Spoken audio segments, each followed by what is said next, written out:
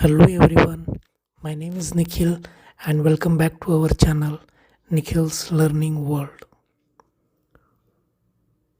This is our fifth tutorial in the C programming series, and today we are going to learn some of the most important fundamentals in the programming.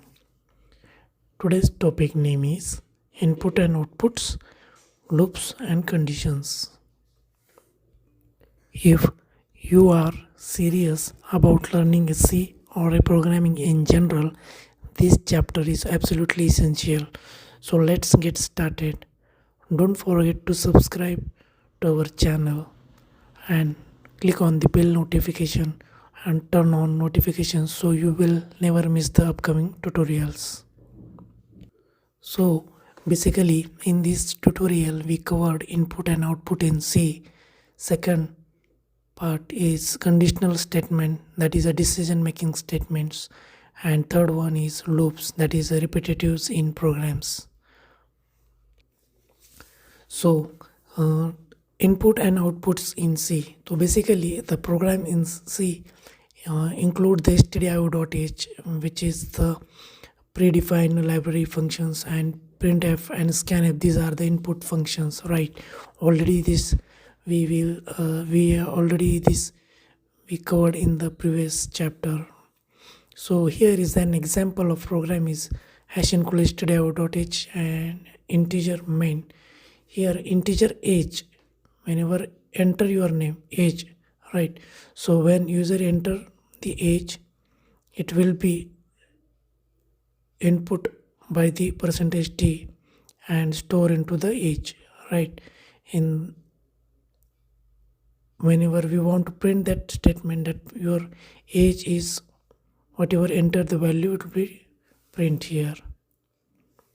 Okay, this is the basic program, right? So other are input and output functions in C programming, like get character, put character, fget and put es.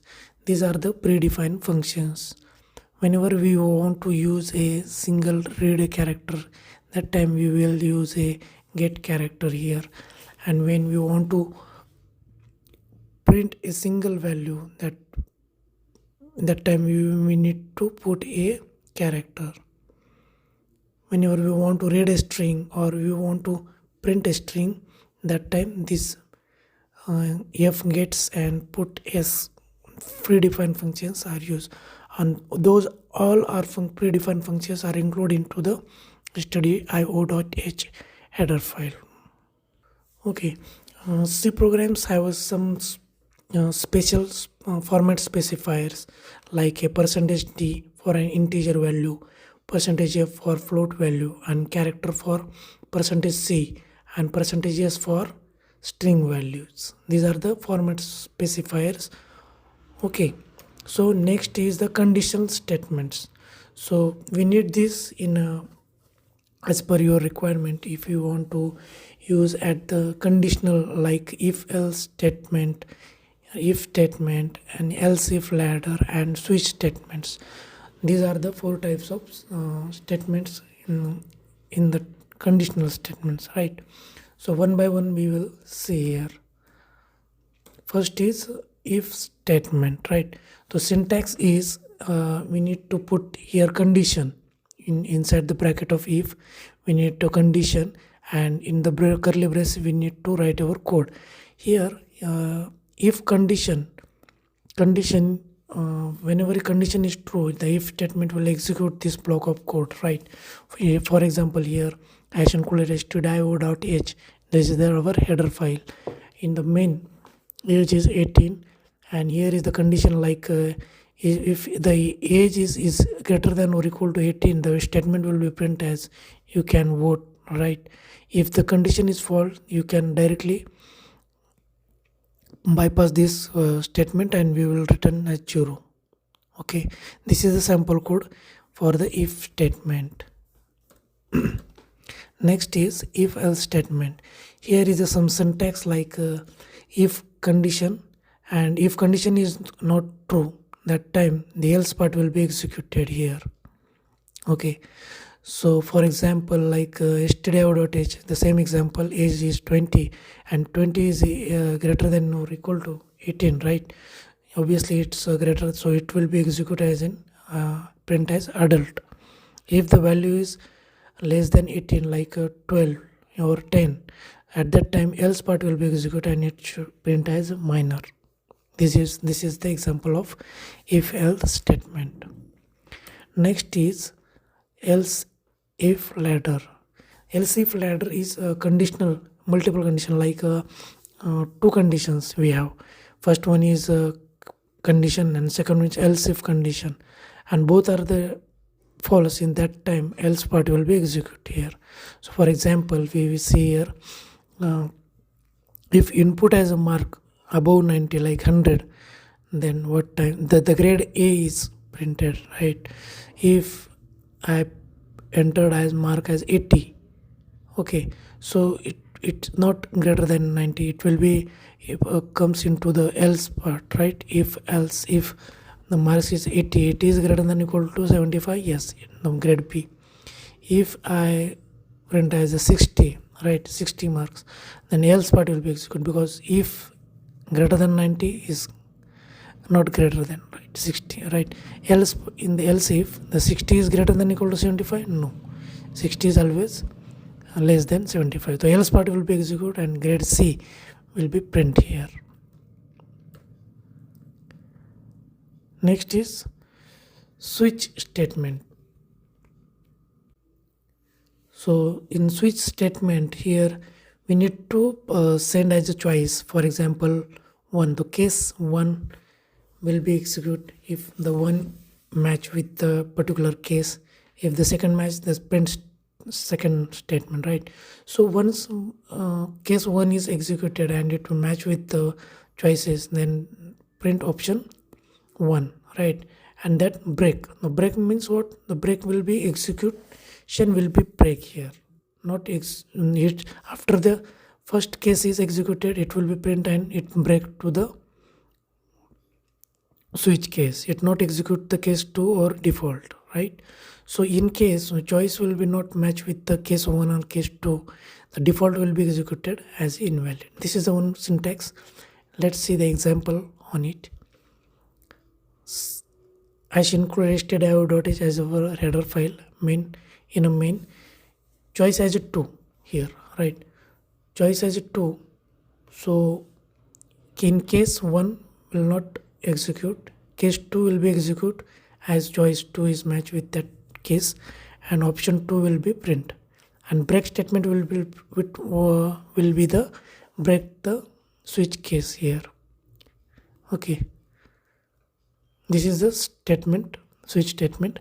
Now next topic as a loops in C, right? In C there are different types of loops. For example, for loop, while loop, and do while loop. Okay, so basically the for loop will execute in case of when the number of repetitions is more. In that case we need to use the for loop. While loop when used when the condition based on the repetition is needed. And do while at least once when if condition is we need to print. We will see one by one. Here is the for loop, right? For example, here is the syntax. For integer I is equal to 1, I is less than equal to 5, I plus plus. So what will be here? In the bracket of for, first statement is like initialization, right? Initialization means what? Integer I is equal to 1. We have to initialize that. After the second statement is I is less than equal to 5. This is a condition, right? And third one is incrementation or decrementation, right? So here example is increment. So basically what will the condition is like for loop? I is initialized as 1. I is greater than equal to 5, less than equal to 5. Yes, it will be execute and the print that statement as 1.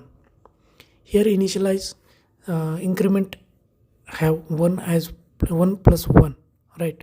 So the I value becomes 2. 2 is less than equal to 5, yes, so print will be 2, and in the next line, right? So initialization as a 2, and increment as 2 plus 1, 3. Now I value becomes 3, so I is value 3. 3 is less than equal to 5, yes, print will be 3 in the next line. Now increment value as 1, so 3 plus 1, 4.